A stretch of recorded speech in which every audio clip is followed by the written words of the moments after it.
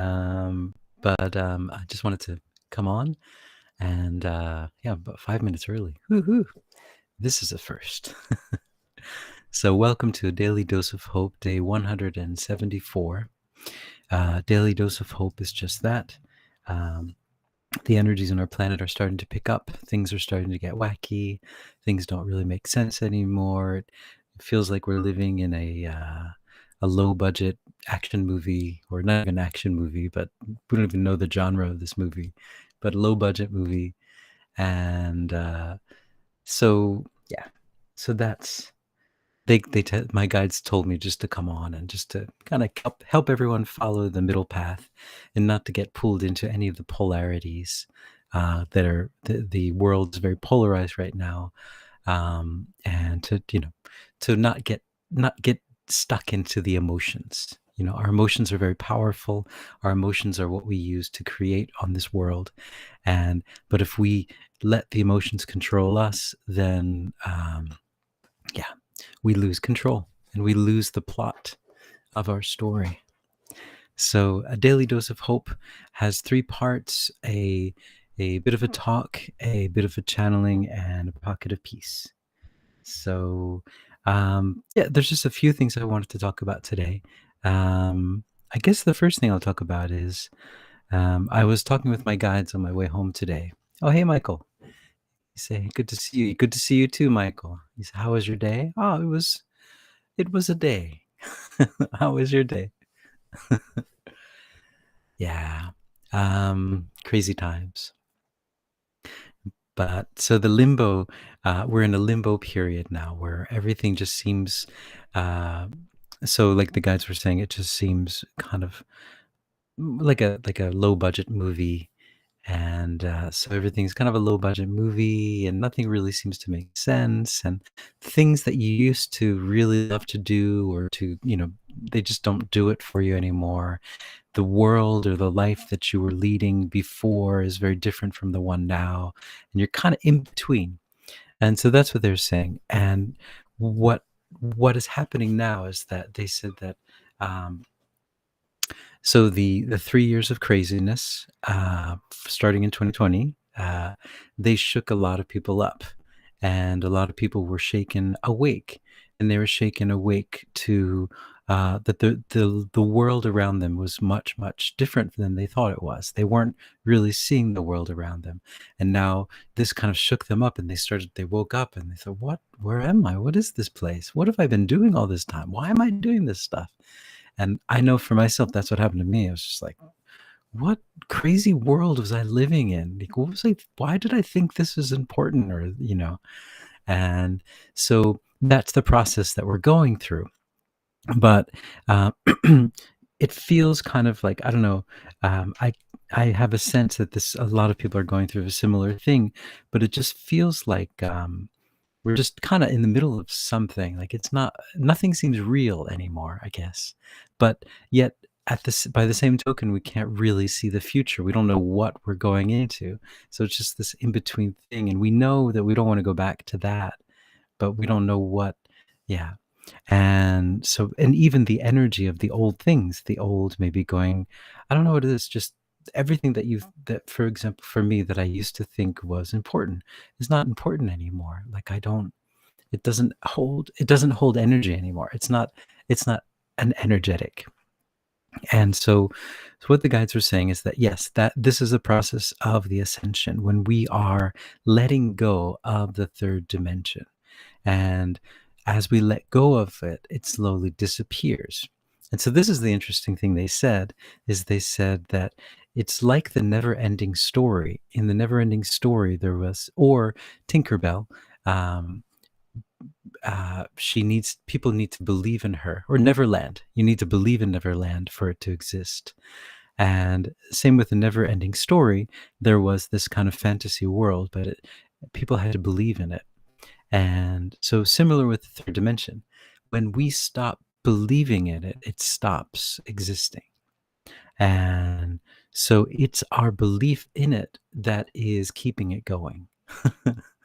And so And what's happening now is we don't believe as much in it. So it just doesn't seem to have the magic it used to have. Something's missing. It's just not there anymore. And that's because, um, yeah, we're just, yeah, we're drifting away from that. We're letting go of it, and we're ready for the next thing. But we're in between we're in the letting go phase. So it feels very limbo-esque. So, and TTT Tracy, hello. Yeah, you're live. We got Mr. Rumble in the chats. TTT Tracy, feeling more Quentin Tarantino in this movie. Oh, yeah. It's a big hodgepodge of a whole bunch of different directors. So that's the limbo thing, and then this kind of ties into um, this. There's a rice shortage here in Japan at the moment, which everyone loves rice here. Everyone eats rice all the time, at every meal sometimes, and the whole culture is based on rice, and even white rice. Like, I never really ate white rice when I was in the States, but when I came here, I thought, white, you're just going to eat white rice and then something on the side? Like, that's crazy. You got to put butter, you got to put soy sauce, whatever. But now, yeah, I do it too. Oh, white rice. Okay. But anyway, since this past week, as I was saying before, we were in a Obon vacation, which is the time when all the ancestors come back. It's a week-long vacation, and during that vacation, the mass media in Japan decided to freak everyone out by putting everything on the news about natural disasters. So it's just like morning to night natural disasters, and the world's coming to an end, and there's going to be earthquakes and typhoons, and you got to get ready because it's all gonna, this stuff, right?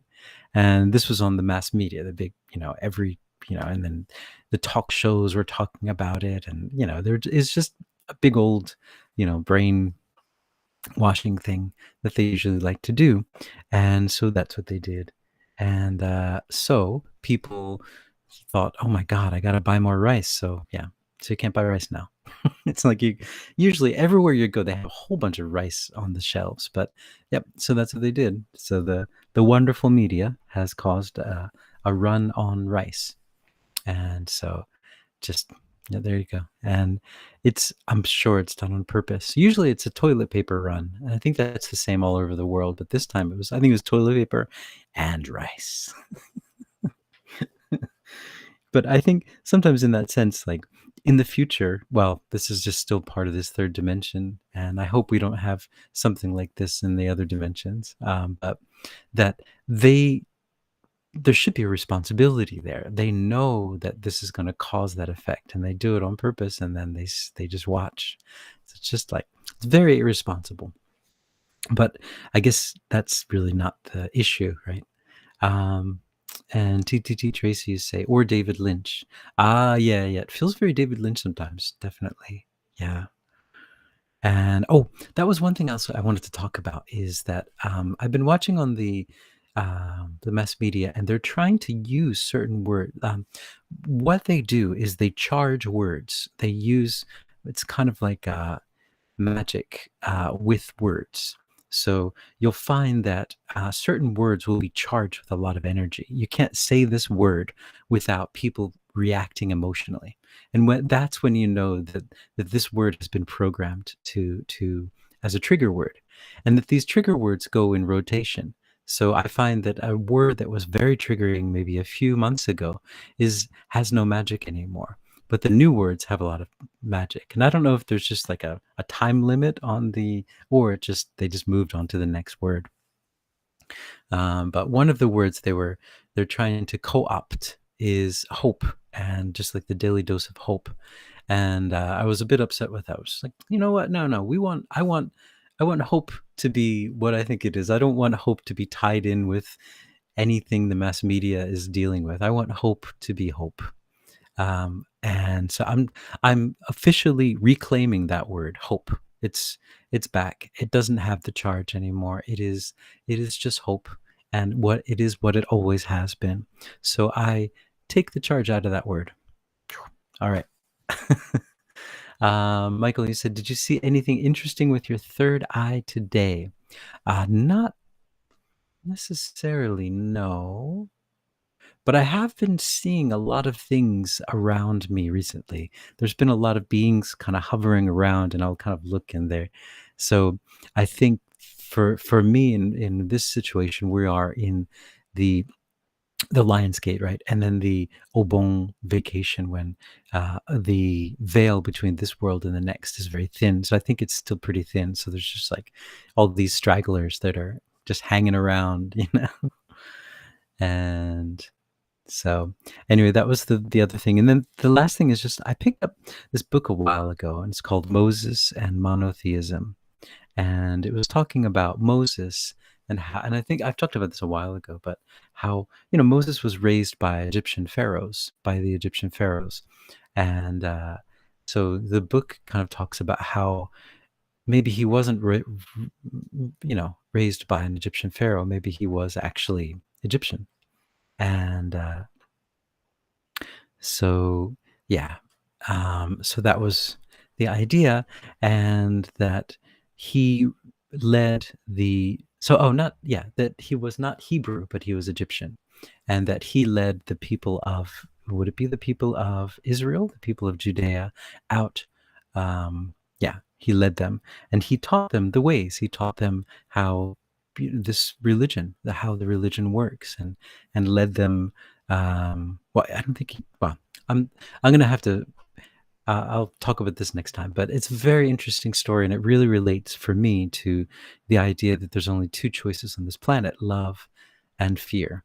And that's the story of our whole history, is all about that. Any religion that you see, anything that's happening, there's always that. There's always. I mean, it's the only story, right? Which makes it kind of not interesting.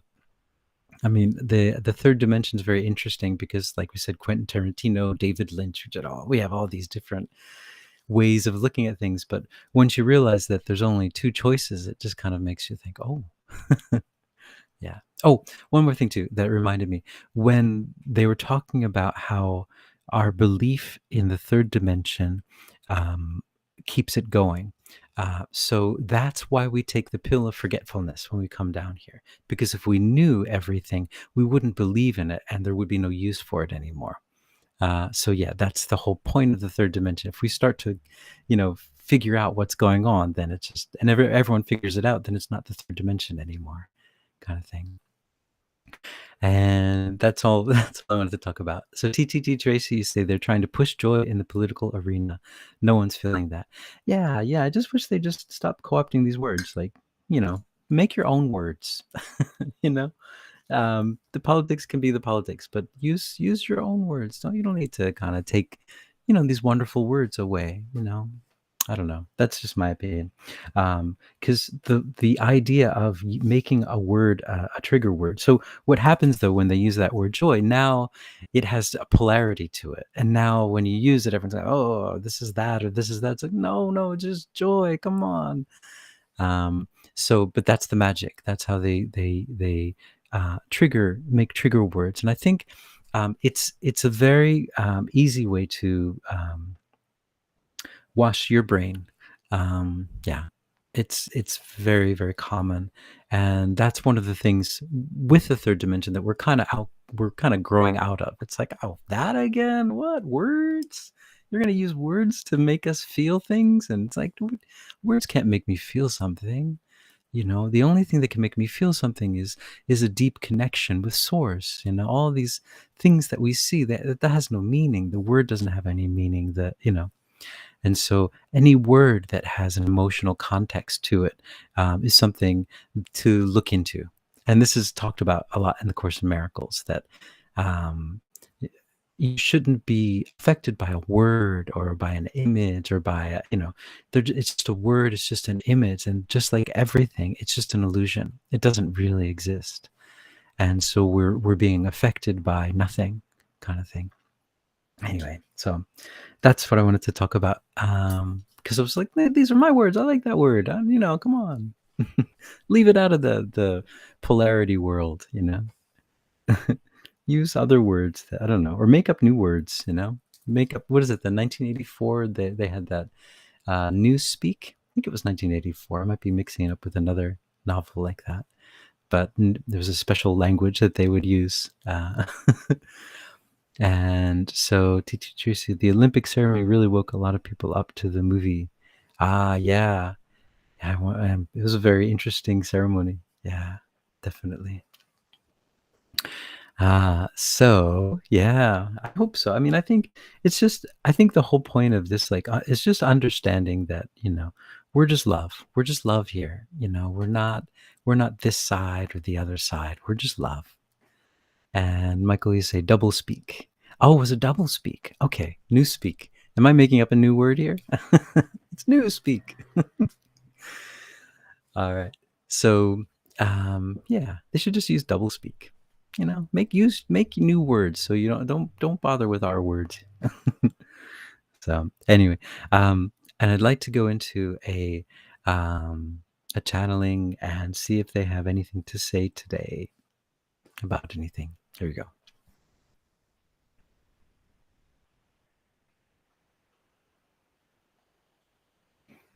Greetings. We are the one that you know of as Sanatkumara, and we're here, and we're here, and we're here. And what we would like to say today to all of you who are gathered around, who are feeling the energy, who are riding these wonderful waves of emotion, of energy, of polarity. Polarity is not a bad thing. Polarity is a wonderful thing. It is a wonderful tool that helps you to understand what is going on in the world. Without it, you would not have these immense chances to grow, these immense chances for spiritual growth in this time. It's a present to you. It's a present for you. It's a present, and it's also a gift and a test in that sense, a test of yourself to see how much you can stay in the neutral point when things become more and more polarized, when everything tends to be shifted upside down. Can you hold that middle point? Are you able to do it? Are you able to do it? And that is all this is about. And if you are not at times and you fall into one of the polarities, that's fine as well. You are human and you are having this experience as a human here. Of course, that is not all that you are, but within this third dimension, yes. So that is part of the experience that you're having. And you are learning more and more that you are bigger than all of this as well. And that this polarity is not you, and that you are just love. You are love having an experience here, having an experience of yourself down here, and that the polarity is just there to show you who you really are, and to let you to understand that when you go into these polarities, when you go into these emotions, when you go into these charged words, you don't feel good, you feel bad. And the reason you feel bad is because that is your guidance telling you that that is not the place to go. That is not the path to go down. The path that you are meant to go down should feel perfect. It should feel like Christmas morning. It should feel like everything is moving in the most perfect way imaginable. You should feel butterflies in your stomach. Everything should be moving wonderfully. Doors will open up in front of you. Everything will just move so smoothly. That is when you know you're on the right path. When you feel the fear, when you feel the anger, that is when you know to take a step back and choose a different path. But first, to understand how you got down that path. Was there something that led you down that path? Was it a word? Was it an image? Was it a movie? What was it that led you down that path? And just know it, see it, what it is, and understand it, and accept it, and thank it. Thank you. Thank you. Wow, you are a very powerful trigger. But I don't need this trigger now. I need to find my peace. I'm on the path of peace now, so I don't need to go down these paths. But thank you. Thank you for showing me myself. Thank you for showing me that I was going down the wrong path. I appreciate you. I appreciate all of you. I appreciate everything that everyone is doing within this polarity to create this most beautiful world, this most beautiful time, that I am able to truly find myself. And if you are able to hold that point, to see everything in that way, then things will start to shift and change and move in the way that they've always meant to be moved in. We are that one that you know of as Sanatkumara, and we love you very much. Oh. All right. So, yeah. So thanks for joining in, everyone. For Michael and TTT Tracy and Judy and yeah. Um, so, yeah, I guess that's all. So yeah, polarity, right? That's the whole point. That's why we're here, right? So, we can't really get angry at it or upset at it because, we just say, wow, they're wow, pretty amazing stuff. Like they're going all out. They're really like they're really pulling out their best stuff. So but yeah, so go beach. um so if you don't know what go beach is, this is just a mug that I have, but I just like it because it says go beach. It's from Okinawa. I live in Japan, um but I don't live in Okinawa. I would love to. It'd be nice. It's always been my dream to move close to the beach one day in the future, or the ocean. It's always been my dream just to have like a small cabin with a piano in it, just like a small upright, beat up piano. It doesn't have to be anything special, but just where I can like look out and see the ocean. I always think about all those composers like Mahler. Mahler used to have in the Swiss Alps, I think it was, he used to have this cabin in the back of his house, and he'd go into the cabin and compose. He'd go in the morning into the afternoon and just compose there. It's just the cabin had a piano and some, writing paper, and that was it. And I just like that. It sounds really romantic. So that's kind of my dream to have that one day in the future. So Michael, you say, sounds like Sanat was having a good day. Yeah. So I'm going to go into Pocket of Peace. I've got my Pocket of Peace drum here. And yeah, so today's Pocket of Peace is to bring everyone to peace so that you all feel okay, that you're back where you need to be, where you love to be.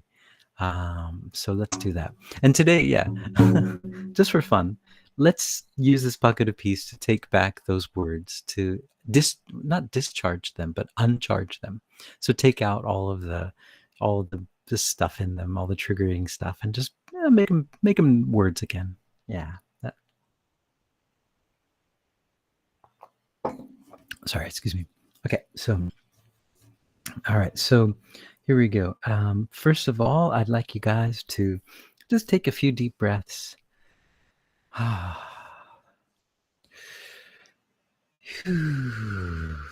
if you can close your eyes. If you are in a place where you can't close your eyes, don't do it. But always find when you close your eyes and you stop seeing the world around you, you start to find the peace that's inside of you. It's just so peaceful.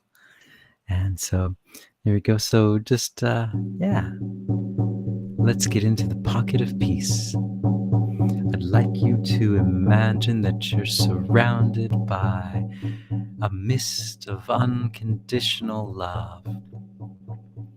It just surrounds you and caresses you. Just makes you feel at home. And there's no charge to unconditional love. It's just love. Just love. Being love, it's also hope. Being hope, it's also peace. Just such a beautiful feeling. And I'd like you to just, in this feeling, feel this feeling that you are loved unconditionally, that there's nothing that you have to do, there's nowhere you have to go, nothing you have to say, nothing you have to do. You're just loved unconditionally. What a wonderful thing. There's nothing that you have to do to get this love. This is your birthright. You have been loved for all eternity, and you will be loved for all eternity. No matter where you are, no matter what you do, no matter what you're thinking, you are loved. You are loved so much.